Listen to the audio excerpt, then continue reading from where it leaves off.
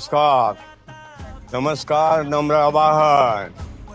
सांगली मिरज कुपवाड महानगरपालिकेची सार्वत्रिक निवडणूक 15 जानेवारीला होत आहे. मतदान होत आहे.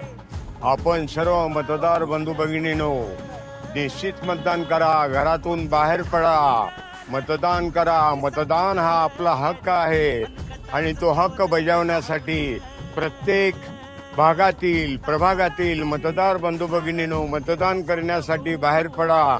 मतदानापासून वंचित राहू नका.